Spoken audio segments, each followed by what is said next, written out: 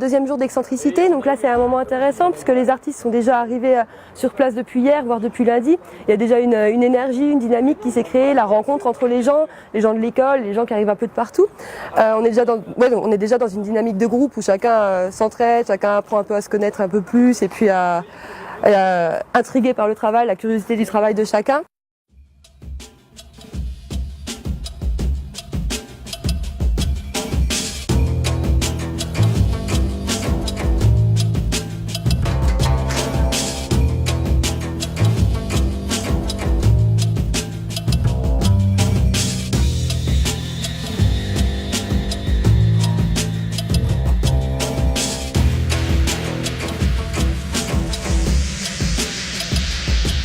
Ce soir, donc, on est à l'entrepôt pour les performances, pour la suite des centricités, deuxième soir. Pour nous, déjà, l'intérêt de l'entrepôt, c'est de pouvoir faire sortir les écoles des Beaux-Arts de Besançon d'un lieu autre que l'ISBA, auquel ils ont l'habitude de travailler, ils ont l'habitude de présenter leurs performances. Donc là, c'est un nouveau lieu, c'est ce qui est intéressant pour eux.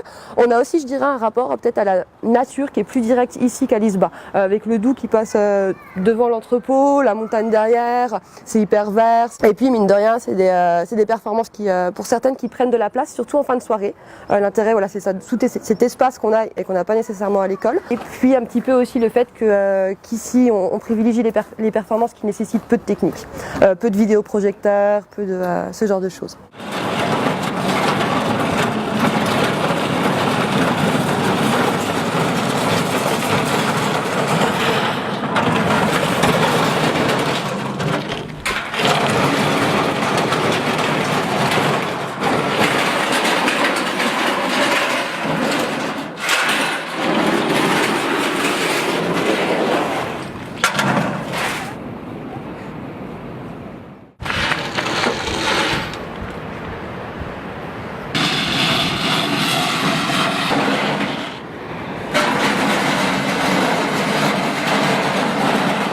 J'ai eu des surprises parce que quand on parle d'une performance avec un artiste via mail ou via téléphone, ça n'a rien à voir avec ce qui va se passer en live. Et puis la performance est tellement malléable qu'au final, il y a des gens qui, en voyant le lieu, en voyant l'école, en voyant d'autres personnes faire, d'autres personnes travailler, finalement, ont aussi des idées qui se passent le jour même et la performance se modifie comme ça au moment où elle est installée, où elle est préparée sur le moment même.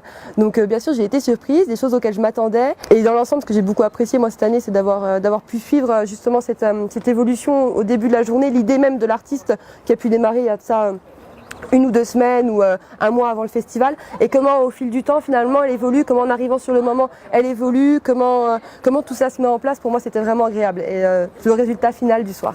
Tablette de Sumer et l'écriture, j'avance dans l'histoire, les pyramides de Gizeh, Ramsès II en moins 2000, et puis ensuite j'avance encore les âges archaïques, 8e siècle, 6e siècle avant Jésus-Christ, ensuite les lois de Solon 600 avant Jésus-Christ et Clisthène 508, 507, les lois de la cité athénienne.